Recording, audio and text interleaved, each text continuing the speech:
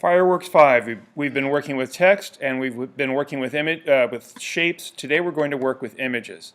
So here's an image and I'm going to have you make some changes to it. First I want to review the tools. These are the selection tools. We've really only been using this one. Working our way up from the bottom, there's color tools. I think you know those very well. There's web tools. Don't use these. These are misleading and it's not something we're going to be focusing on. Vector tools, you've already used the shape tool, the line tool, and the text tool. So today we're going to focus on just the bitmap tools. The first one is a marquee tool. It's for selecting rectangular areas. Also called the marching ant tool, but that's the wrong name, it's marquee. There's a lasso tool for selecting freeform shapes. There's the magic wand for selecting color. A brush, you know what a brush is, but this is more complicated. I'll show you in a little bit. There's a pencil tool, an eraser tool, very straightforward. There's also the blur tool. Now you see this little triangle down here? That means there's choices. So if I select on that, I have 5 different choices. We're going to use the blur tool and the smudge tool. You can play with the others, but these are the 2 that are the most important. And there's the rubber stamp tool.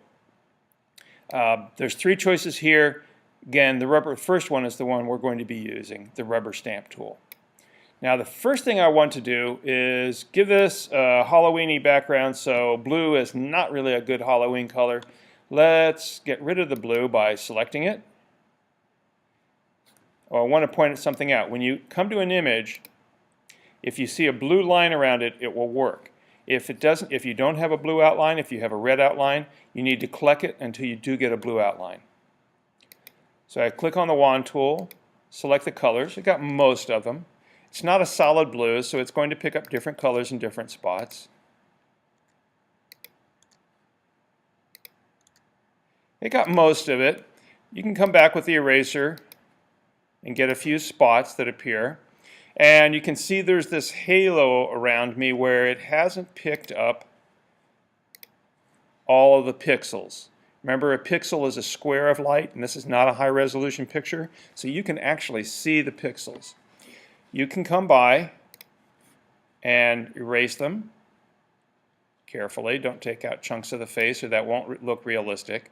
And again, what we're trying to do today is realistic, not cartoony or sloppy, so it may take a little bit of time. It might be easier to see that color too if we put in some color in the background. So I'm going to choose the fill bucket, and the color is black and it's solid.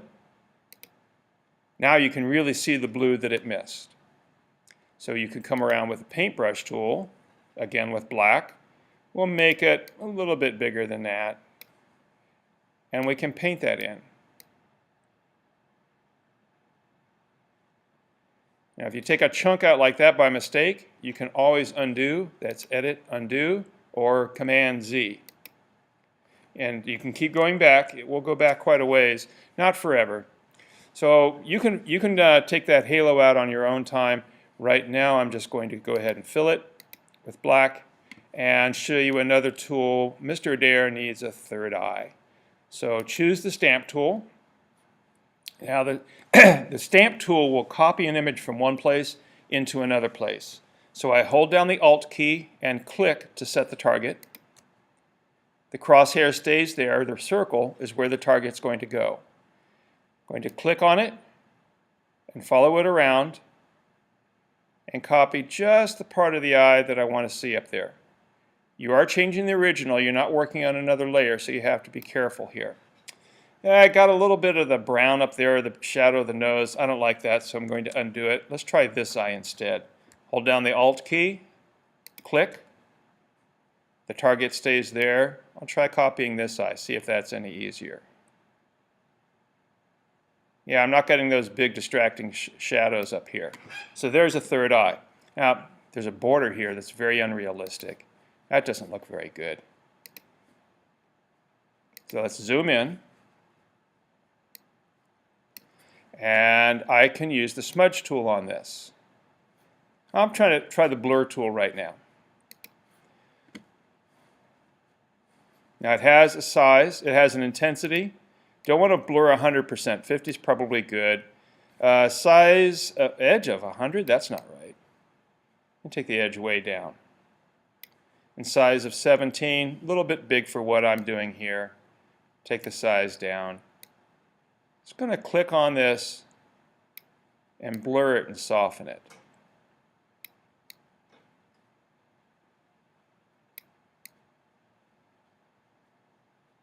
Wherever you stroke it, it just makes it softer. It doesn't give you that hard edge.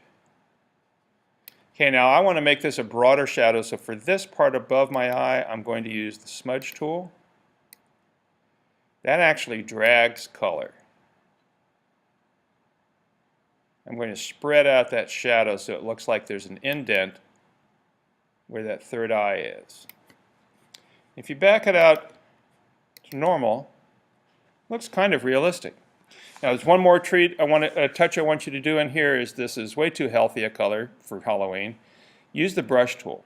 Now when you select the brush tool, you'll get a regular brush. But there's many more choices than that. If you click on where it had the size, you can select airbrush for this, and I want a basic airbrush. I want you to give me that healthy green look that we get this time of year. Let's pick a green up here. It can be pretty intense. You want a fairly good size, so we'll make the size a little bit bigger, more like that. Give it a soft edge. And opacity, make it like 40%.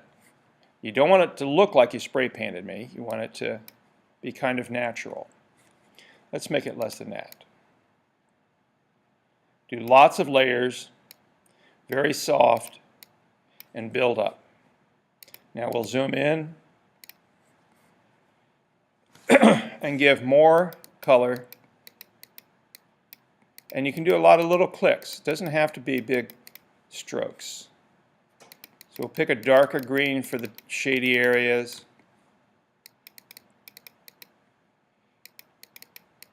If you do this quickly, you get an unrealistic effect.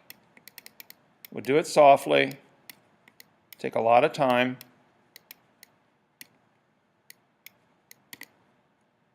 But make Mr. Deer that very unhealthy Halloween green.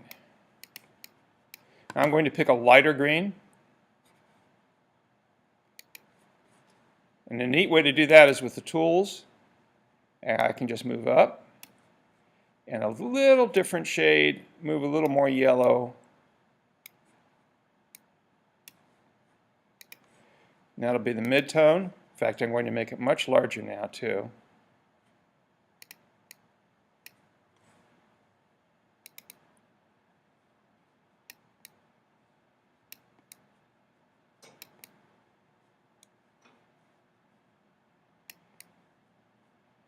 Take your time and don't try to do it all at once. It's going to take a little time.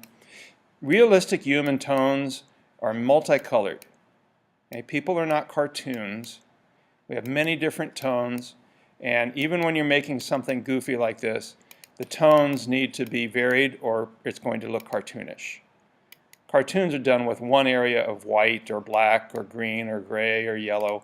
Human skin tones, monster skin tones, they vary. So allow yourself some time to take your time and add the colors slowly. Also, the areas I did a shadow originally, I'm doing again, but very, very lightly, and adding this color on top of it. Okay, that looks fairly sick. Hopefully you'll take longer to do yours. I want to get a little more blue into it. That blue is definitely not a human healthy tone, so I picked the same tone, but I shift it over here. And I give some of the mid-tone areas this nice unhealthy blue.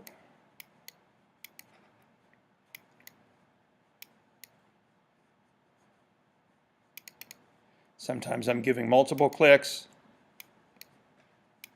Sometimes it's a click and a drag. Okay, one last touch would really be unhealthy if I had some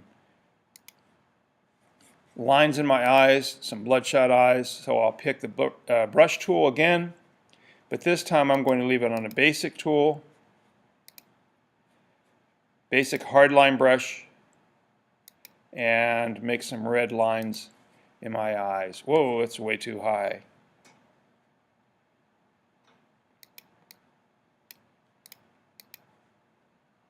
Try that again. Hard rounded.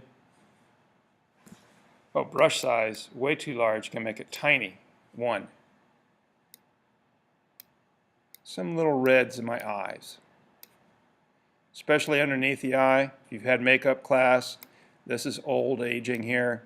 That red line underneath the eye really catches people's attention. Looks like a small effect, but when you see the finished piece, sort of realistic. Hopefully you'll do a better job on yours. Make sure to get rid of the halo. So let's see if you can turn this in today. Get this all done in one day.